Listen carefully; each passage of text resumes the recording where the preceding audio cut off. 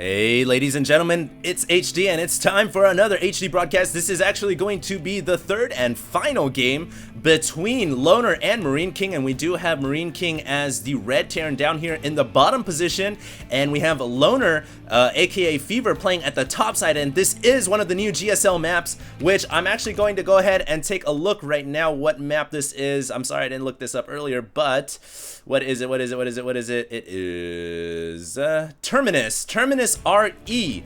So I'm not sure why they tacked the RE in at the end of this map name, which it's a little interesting. I guess maybe they're gonna have an RE version 2 or LA or something, you know. So I have no idea why, but this is an actually really cool map. Look at this, we actually have a random supply depot chilling here on the map. So there's actually some neutral buildings on this map, which is kind of cool, I guess. A lot of times in Brood War, on some of the old pro maps, I'm trying to think of some of the maps that they had interesting things on, like Coliseum. If for any of you guys who used to tune into my old Brood War broadcast, Brood War is Starcraft 1, by the way, there were some very interesting maps such as Coliseum where there was artifacts on the map, and artifacts are something like this supply depot. They used to have things like double geysers that if you destroy the geysers, then you were not able to move any units through. If you left the geysers there, then you were able to funnel units through a very small choke point. So there's lots of interesting artifacts that the guys out in South Korea that are creating these maps, they love to implement.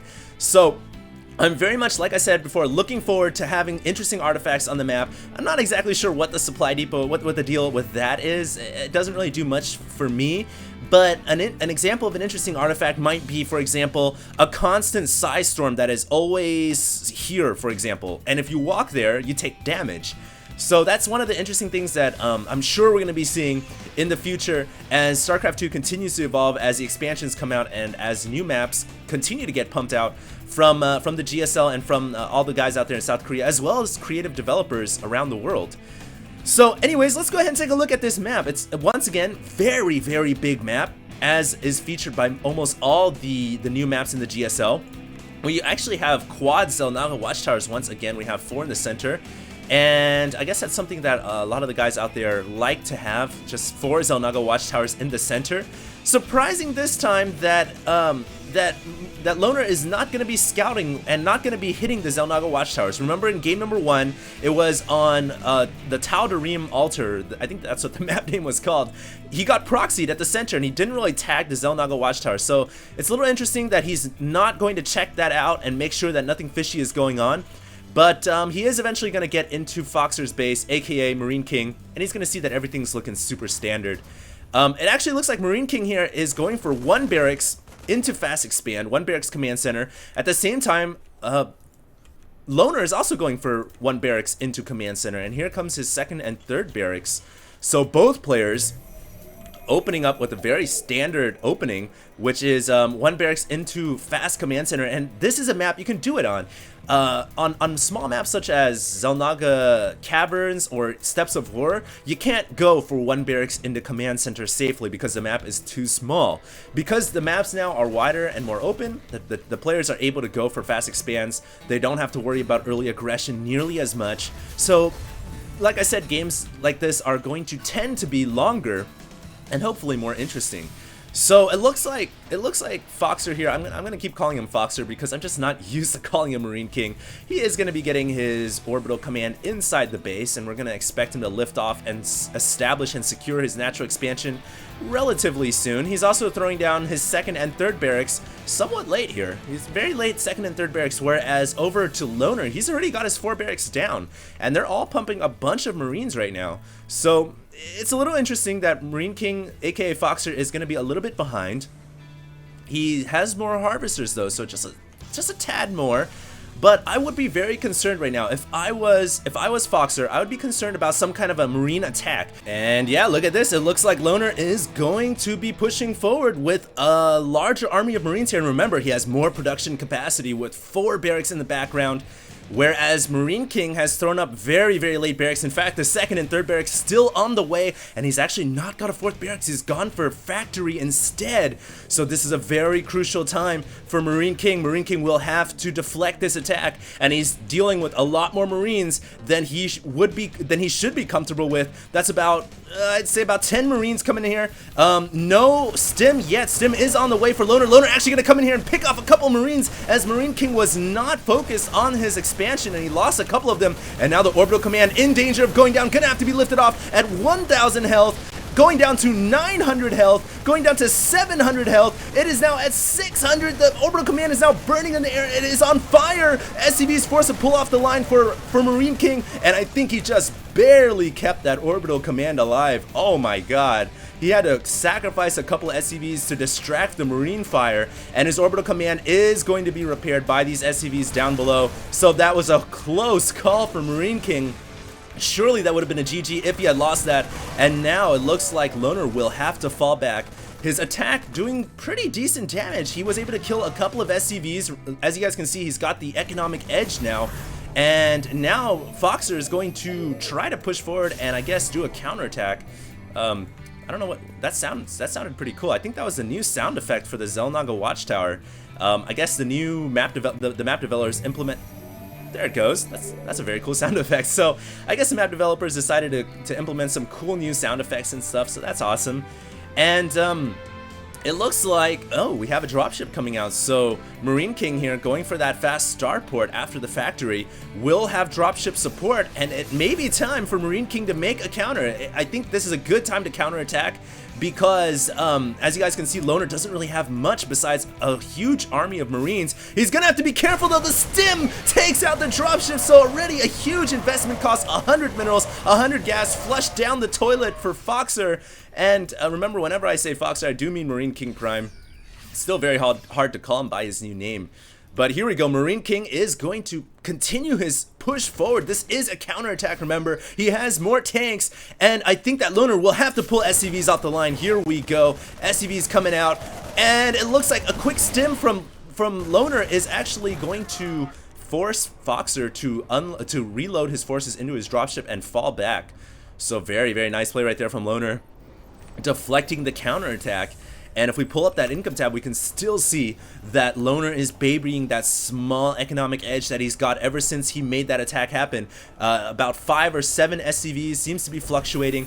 Back at home, he's now gotten his starport up, and no doubt we're going to be seeing a ton of dropships coming out from that starport as he tries to also get the dropship play out to combat Marine King's dropships. And it looks like he even has an orbital command coming up.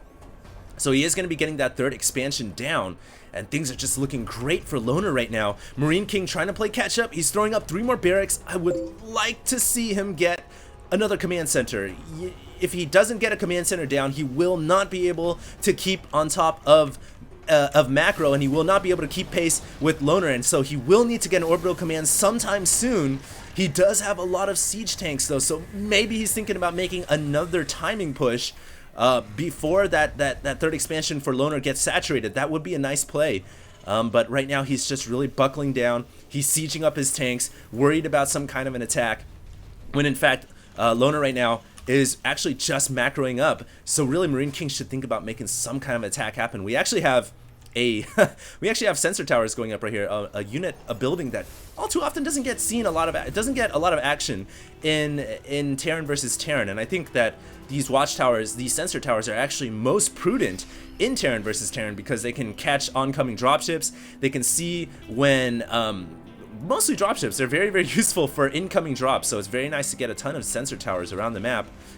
And so we'll see what happens. It looks like Loner just going to chill at the center of the map. He has control of one of these watchtowers. We also have buildings kind of floating around for Loner, as Loner just wants to scout out with that factory, really not focusing on mech this game, whereas Marine King is focusing heavily on mech. So it almost seems like Loner has taken Marine King's name, Marine King's kind of signature move, which is just mass Marines, and Loner is going to be the one going for a ton of Marines here. He's just pumping purely Marines. He's got infantry armor coming out as well, and he's got more sensor towers actually going up. So he's just going for pure Marines and dropships, whereas Marine King is going for more of a mech heavy build. This is kind of a biomech build, so this is going to be a very interesting clash of two different Terran playstyles, and I'm very excited to see what's going to happen here. For when these two players clash, only one player can come out victorious. And it looks like Loner may actually be thinking about pushing forward here, but he's going to be facing off against Marine King, who's pushing out with about 5 or 6 siege tanks and quite a large army of Marines himself. He needs to siege up right now, though. Oh my god, the tanks sieging a little bit late. They will be able to get a couple of shots off. Marine King will have to fall back towards the cover of his artillery, and it looks like that could have gone very, very bad for Marine King. If Loner had wanted to, he could have picked off a lot of tanks, but it looks like Loner is going to once again engage here at the center of the map. Loner will have to fall back. That's just too many tanks for Loner's primarily Marine army to deal with. Remember, tanks deal with Marines very easily because of that splash, because Marines clump up. Even though tanks don't do any kind of bonus damage to light units, to biological units, it's still very effective. Here comes the tanks going to siege up, and that's gonna have to force Loner to pull back.